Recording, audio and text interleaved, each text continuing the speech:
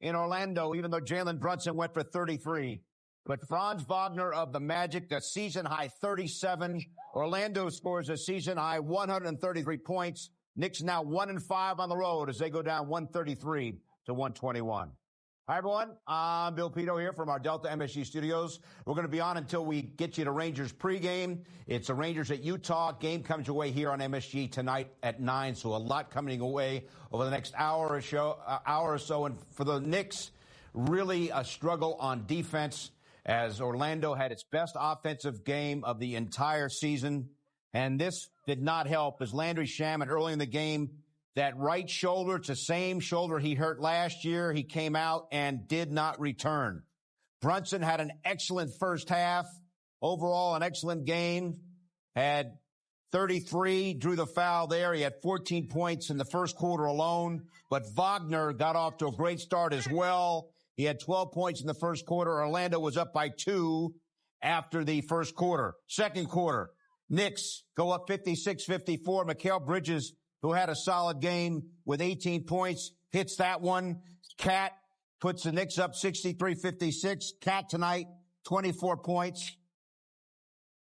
Knicks were up by 2 at the half, 66-64. Third quarter, it's Suggs. He had a season high as well. Jalen Suggs, a season high 26 for Orlando. Brunson here makes it 91-90. And it was actually 93 all with about a minute to go in the third, but then it was all Magic. They outscored the Knicks 40-28 over the final 13 minutes of the game. Bane for 3. Desmond Bane also had a season high. He had 27, and it's 98-93. Fourth quarter, all Orlando.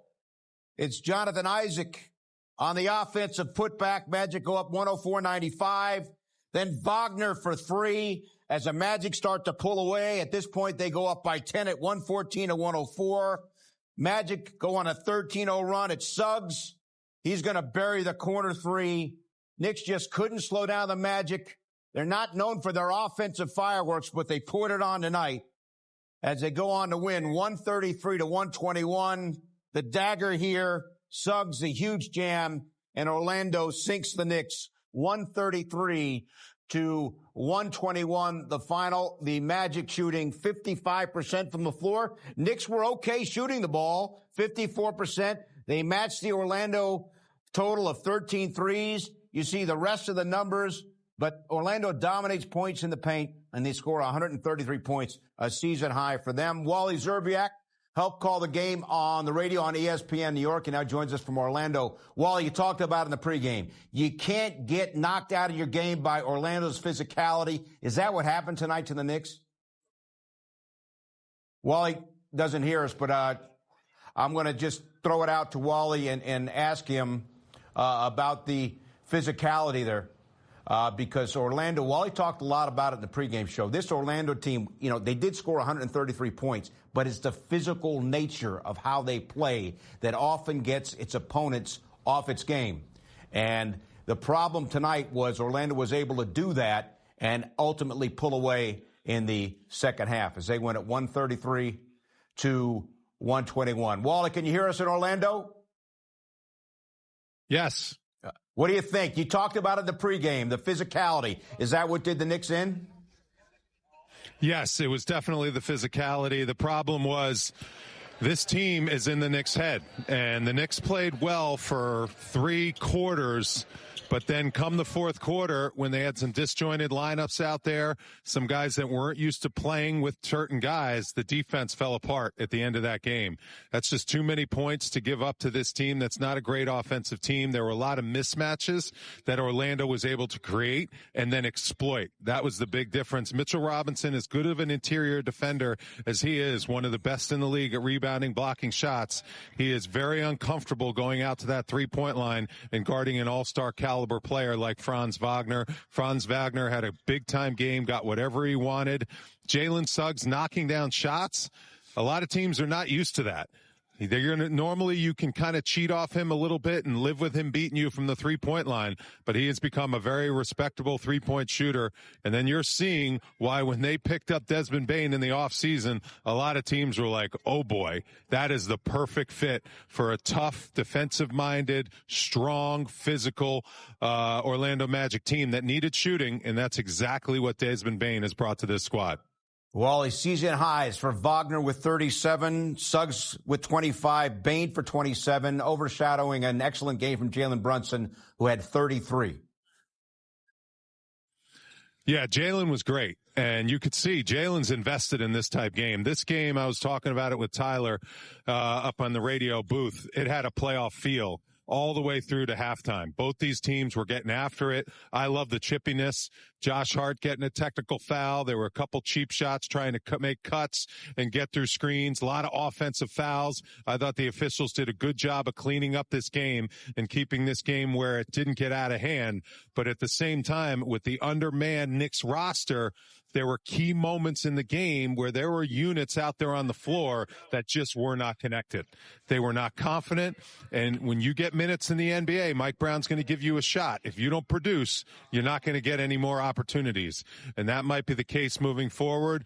There were guys that got a chance to go out there and play against a really good team that's playing good basketball. And if you don't produce, they're going to take advantage. They're going to seize the momentum. And once a good team at home gets the momentum, it's tough to switch that momentum around. And we saw that in the fourth quarter when the Knicks really kind of gave up a lot of easy baskets at the rim.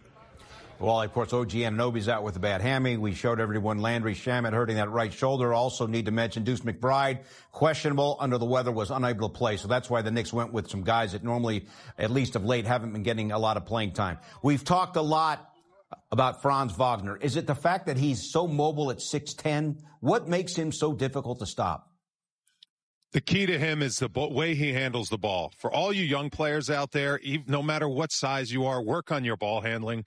It's the most important skill to play the game of basketball. He handles that thing like it's second nature. Left hand, right hand, through the legs, behind the back, and he's 6'10". As a result, he can get wherever he wants on the floor. He can put his defender on skates, put him in the blender, make him move side to side. He's got counter dribble moves. He's got great crossovers. He protects the ball with his length and his body like Magic Johnson used to. And he's also a very capable scorer and skilled player.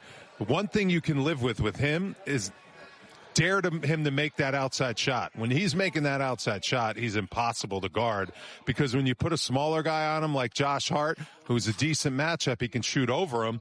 And if you put a big guy like Mitchell Robinson on him, he can take him outside, drive around him with his quickness and his ball handling ability, and also can stretch him to the three-point line. So you're seeing an all-star, superstar in the making.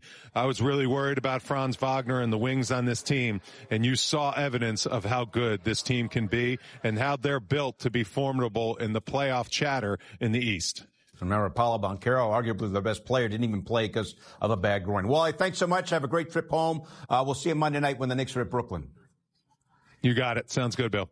All right, up next, post-game comments from Knicks coach Mike Brown as his Knicks lose tonight to the Magic by 12, dropping now to 9-6 overall in the season. Orlando outscores the Knicks 40-28 in the final 13 minutes of the game and beat the Knicks by 12. Here we go to the Audi MSG 150 final, the fastest 150 seconds in the National Basketball Association. Let us start with the Clippers at Charlotte. James Harden, 36 years old, and guess what? He still got it.